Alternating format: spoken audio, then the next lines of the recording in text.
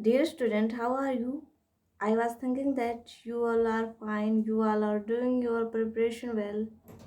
If you have any type of query, so you can tell me on your comment section. Then let's begin start new topic. New topic is parasite disease. Okay? Then you are discuss about parasite disease. और disease पे question हमारा हर year में पूछा जा रहा है। तो ये जो टेबल आपको विजुलाइज हो रही है उसमें हमको डिजीज़ देखनी है, उसके अलावा positive agent, site of infection, mode of transmission and symptoms. ये जो स्लाइड है इसको मैंने जो हमारे पीछे वाले वीडियोस में भी डिस्कशन कर रखा है, उसको भी आप जाके देख सकते हो।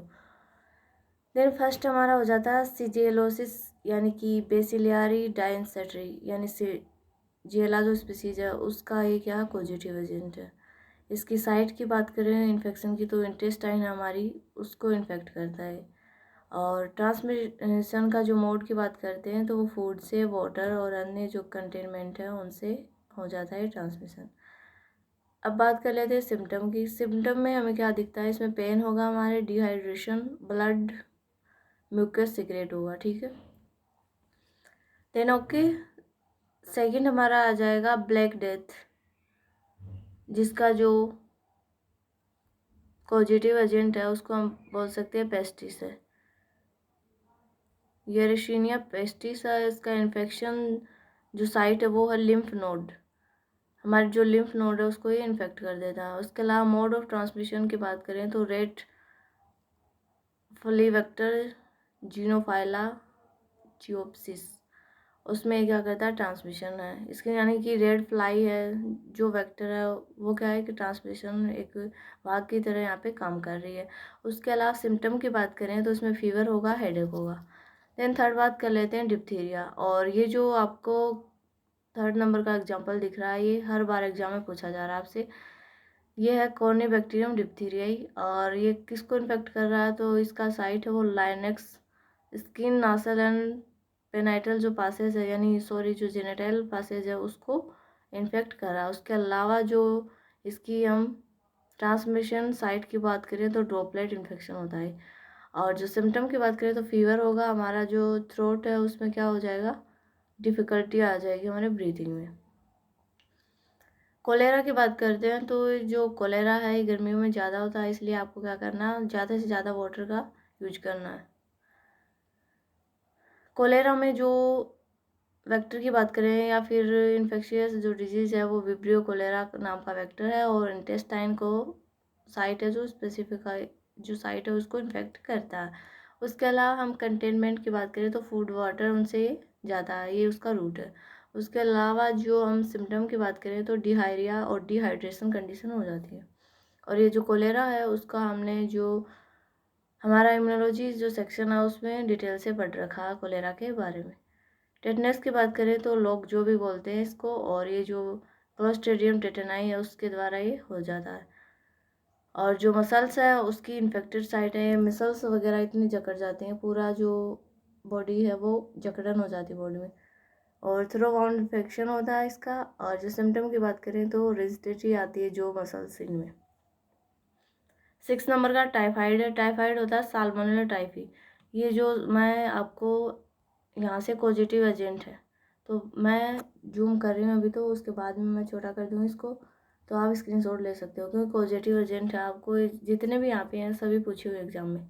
अब बात करते हैं टाइफाइड की, तो टाइफाइड में आएगा साल्मोनेला टाइफी, और ये इन्फेक्ट करता है, यानी साइट इसकी इंटेस्टाइन है, और ये भी फूड वाटर से जाएगा, और इससे क्या क्या फीवर होगी, डिहायरिया और हेडेक। न्यूमोनिया की बात करें तो स्ट्रेप्टोकोकस न्यूमोनिया जो है उससे ये फैलता है। उसके अलावा इफेक्ट करता है लंग्स को, जो छोटे बेबी होते हैं उसमें ज़्यादा हो जाता है। ड्रॉपलेट इन्फेक्शन बोलते हैं इसको, फीवर, कफ, पेनफुल ब्रीदिंग और ब्राउन सेप्टम वगैरह हो जाता है इससे।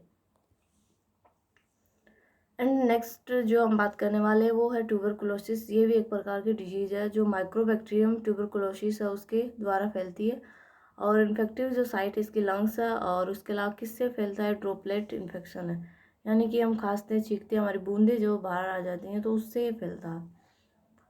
इसमें क्या होगा, थिक म्यूको जो भी नासल डिस्चार्ज, यानी कि हम चीखते हैं खांसते हैं तो उससे हमारी जो छोटी छोटी ड्रॉपलेट है वो बाहर निकलती है। तो इसलिए जिसको भी ये डिजीज हो या ना हो, जब भी हम चीखते हैं खांसते हैं तो उस टाइम क्या करें, अपना जो हैंकी वगैरह वो अपने मुंह पे रखें, क्योंकि अभी तो मास्क पहन ही रहे होगे आप घर में भी, ऐसे आपको वो करना चाहिए, प्रिकॉशन रखनी चाहिए। तो अभी मैं छोटा कर देती हूँ इसको।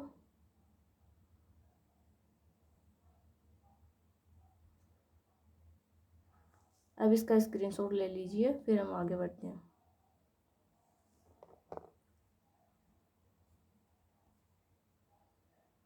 आगे ये सम क्वेश्चन है हमारे, इनको देखेंगे।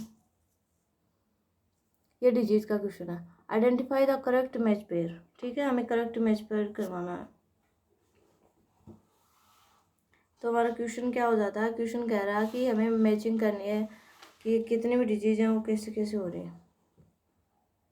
ठीक है, तो पार्किंसन जो डिजीज है वो क्या करिए, डिफेक्ट ऑफ ब्रेन। सेकंड है ब्लाइंडनेस, ये क्या, डिजनरेशन ऑफ कार्पस कोलेशम, तो एक रॉन्ग बात है। ठीक है, ब्लाइंडनेस तो आपको भी ध्यान होगा, ये ब्लाइंडनेस है वो इससे नहीं होता, ये तो फीमेल से रिलेटेड है। ठीक है, उसके अलावा साइजोफ्रेनिया, साइजोफ्रेनिया में क्या होता है, नॉन फंक्शनल ब्रोका एरिया, तो ये भी रॉन्ग हो जाता है।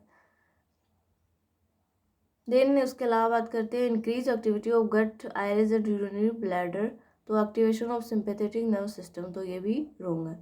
तो इसने करेक्ट मैच बता रखा, तो फर्स्ट हमारा यहाँ पे करेक्ट आंसर हो जाता है। 42 में क्या होगा, फर्स्ट आंसर, क्योंकि ये ब्रेन की डिजीज़ है। उसके अलावा पार्किंसन डिजीज़ के अलावा अल्जाइमर डिजीज़ है। ठीक है, अल्जाइमर है और डोपामेन है, वो सारे, डोपामेन तो एक केमिकल है जो रिलीज करता है हमारे माइंड से, यानी रिलीज होता है। बट पार्किंसन अल्जाइमर डिजीज़ के इसमें जो ओल्ड एज के पीपल हैं उसमें ये डिजीज़ होती है, जो बोलने की बीमारी है वो हो जाती है, यानी वो याददाश्त उनकी धीरे धीरे कमज़ोर हो जाती है।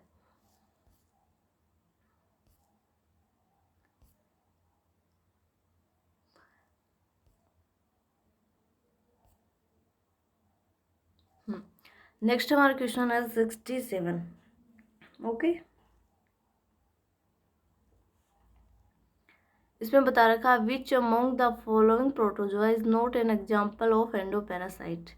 तो मैंने आपको प्रोटोजोआ के एग्जाम्पल एक्जोसाइट एंड एंडोपेरासाइट का बताया था, तो इसमें ये बता रहा है कि एंडोपेरासाइट है वो कौन सा एग्जाम्पल नहीं है। अब इतना तो आपको समझ में आ गया होगा कि जो एंडोपेरासाइट है उसमें क्या होगा, अंदर रह रहा है। ठीक है, और एक्जो का मतलब है वो बाहर रह रहा है। ठीक है, तो हम बात कर लेते हैं वन बाय वन करके। First is trichomonas tenax, second is plasmodium vivax, third is leishmania donovani, और फोर्थ इज हाइड्रामोइबा हाइड्रोजीना। तो फोर्थ आंसर यहाँ पे करेक्ट हो जाता है। ये क्या नहीं है, एंडो पैरासाइट नहीं है, ये क्या है, एक्जो पैरासाइट है। ठीक है, तो यहाँ पे 4 आंसर राइट हो जाएगा आपका 67 में।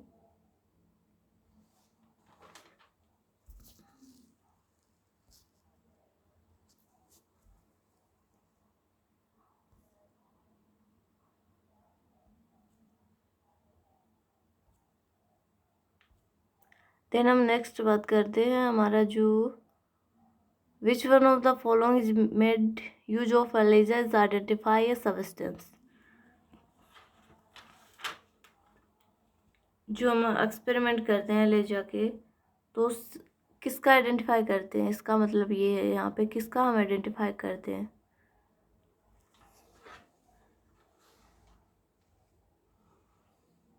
आप बताइए किसका हम आइडेंटिफाई करते हैं। जो एलिजा जो टेस्ट होता है उसमें हम करते हैं एंटीबॉडीज़ का आइडेंटिफिकेशन। यहाँ पे फर्स्ट ऑप्शन करेक्ट हो जाता है। तो साथ साथ आप भी नोट कीजिएगा और जितना आपको आ रहा है आप क्वेश्चन सॉल्व करने की कोशिश कीजिएगा।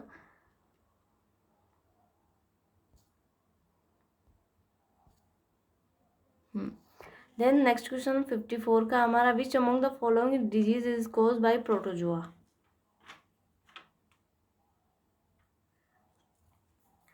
तो आपको बताना है इनमें कौन सी डिजीज है जो प्रोटोजोआ के कारण हो रही है, तो वो क्या है, मलेरिया। ओके, 54 में कौन सा आंसर होगा, नंबर 2, यानी मलेरिया है जो प्रोटोजोआ डिजीज है।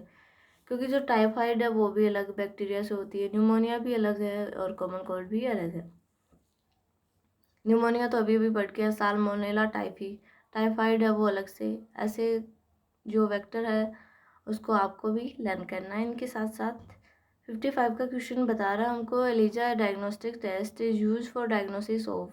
तो एलिजा जो हम कर रहे हैं, enzyme linked immuno deficiency syndrome, ये सब इसकी फुल फॉर्म।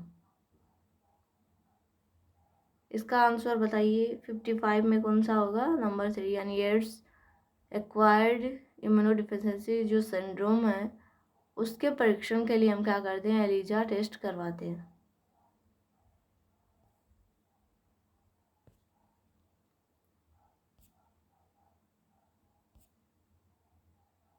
देन हमारा हो जाएगा 89 क्वेश्चन है, पेन PAN की फुल फॉर्म बतानी है हमको।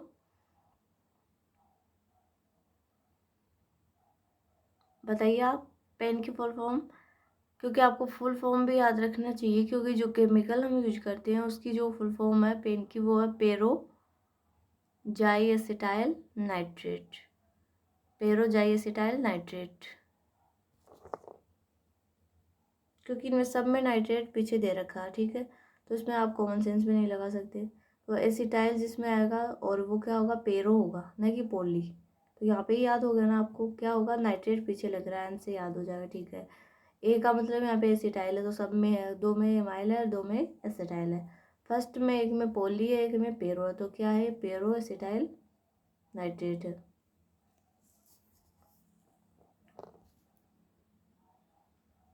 देन यहाँ पे बात कर लेते हैं ओबेलियन मेडुसाइज।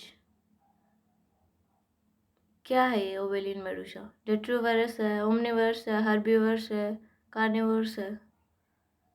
तो इसका राइट आंसर हो जाएगा नंबर 3, यानी कि जो ओबेलियन जो मेडुसा है, ये मेडुसा क्या होती है, कॉलोनी होती है। ओबेलिया जो स्पीसीज है उसकी कॉलोनी है ओबेलियन मेडुसा, जो क्या होती है, कार्निवोरस होती है, यानी कि राइट आंसर यहाँ पे 3 हो जाएगा। तो अभी आपको यहाँ पे जो आपको ऑप्शन दिख रहे हैं उनको भी आपको विजुअलाइज करना आना चाहिए कि एक क्वेश्चन अगर राइट है तो क्यों है, अगर रॉन्ग है तो क्यों है, क्योंकि इससे आपका सेल्फ कॉन्फिडेंस बढ़ता है। उसके अलावा आपकी जो प्रिपरेशन लेवल है वो भी इतना अच्छा हो जाता है कि आप एक अच्छे टीचर को भी मात दे सकते हो उस टाइम, क्योंकि आपकी जो थिंकिंग कैपेसिटी वो इतनी ज़्यादा बढ़ जाती है उस टाइम, जो आपको एग्जाम में बेनिफिट करवाने वाली है। उसके अलावा 93 क्वेश्चन में बात कर लेते हैं, how many pairs of cranial nerves arises from Rana's brains. जो हमारा रानास ब्रेन है उससे कौन सी क्रेनियल नर्व है वो क्या होती है, अराइज होती है, या कि कितने क्रेनियल नर्व के क्या होते हैं, युगम, हिंदी में से ये बोलते हैं। तो 93 का ऑप्शन हो जाएगा हमारा 10। जो राना है उसके कितने होता है, राना टिग्रीना क्या है, एक हमारा फ्रॉग है, उसका ही नाम है, लेटिन नाम है, यानी कि उसका बॉटनिकल नेम है राना टिग्रीना। उसमें कितनी नर्व है, 10 नर्व है। तो ऐसे क्वेश्चन पूछेगा, ये जो राना टिग्रीना है उसके अलावा रेबिट्स हैं, उनके ये 2 ही तो है इम्पोर्टेंट, इनको आपको याद करना है। इसमें आपको रिप्रोडक्शन भी इनका याद करना पड़ेगा, उसके अलावा आपको इसका नर्व सिस्टम भी याद करना पड़ेगा, और इनका जो आउटर है स्केलेशन और जो एक्सोस्केलेशन है उसके बारे में भी आपसे क्वेश्चन पूछ लिया जाएगा। इसमें कुछ वो राना पे तो क्वेश्चन आ ही रहा है, उसके अलावा एक क्वेश्चन राना पे और एक क्वेश्चन फ्रॉग पे, या कभी कभी 2 क्वेश्चन भी इन पे बन जाते हैं। तो कुछ टॉपिक ऐसे इंपॉर्टेंट है कि एग्जामिनर पूछे ही पूछेगा, तो इसको तो आपको बिल्कुल रिमूव नहीं करना। तो यही क्वेश्चन था कि राना टिग्रीना के ब्रेन में 10 है, ये हमने कर लिया। उसके अलावा हम बात कर लेते हैं, rana tigrina belong to the order. तो कभी कभी इनका ऑर्डर भी पूछ लिया जाता है कि कौन से ऑर्डर, अब तो ऑर्डर पूछा आपको, ठीक है, और अभी एग्जाम में इसकी फैमिली पूछ लेगा, उसके अलावा इसका जीनस पूछ लेगा, तो कुछ भी पूछ सकता है वो एग्जामिनर पे डिपेंड है, उसके अलावा पेपर बनाने वाले पे डिपेंड है क्या पूछे क्या नहीं पूछे। तो 95 का जो हमारा क्वेश्चन है राना टिग्रीना, वो बिलोंग करता है एन्यूरा पे, यानी इसका ऑर्डर कौन सा हो जाएगा, एन्यूरा हो जाएगा। उसके अलावा रेबिट का बिल की बात कर लेते हैं। तो rebate, the bureau of rebate is called, तो उसको बोलेंगे वेरन या वॉरेन, वॉरेन, ठीक है। वॉरेन है रेबिट का ब्यूरो। ब्यूरो होता है बिल, जहाँ वो रहता है, ठीक है। तो आपको याद रखना, रेबिट को क्या हुआ, गुस्सा आया और वो वॉर करने लगा, ठीक है। रेबिट को गुस्सा आ जाता और वो वॉर करने लग जाता, तो वॉरेन हो जाएगा।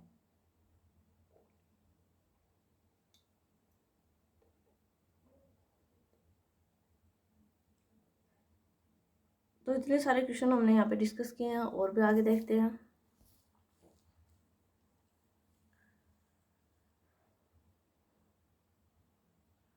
देन ये क्वेश्चन और देख लेते हैं हम। ये तो वैसे तो होगा हमारा फिजियोलॉजी का, बट यहाँ पे आ गया तो इसे भी देख लेते हैं हम। इसमें करेक्ट पेयर मैच करवाना हमें।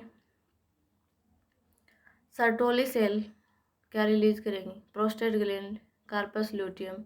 तो ये जो कार्पस ल्यूटियम है ये प्रोजेस्टेरोन को रिलीज करता है, जो क्या करता है,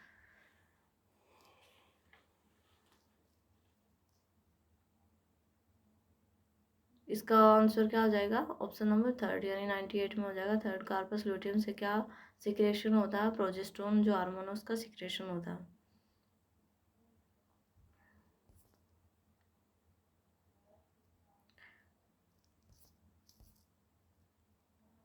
ये जो क्वेश्चन हमारे ये लास्ट में हम देखेंगे, क्योंकि ये जो क्वेश्चन है इसको हम पीछे आगे जो वीडियो आएंगे उसमें डिस्कशन कर लेंगे। तो आज यहीं हम क्या करते हैं, क्लोज कर देते हैं, क्योंकि बहुत ज़्यादा टाइम भी हो गया है, हमारे पास इतना टाइम भी नहीं है। Then let's begin start.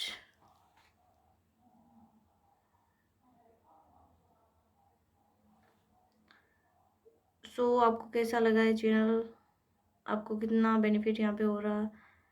And then student, this video is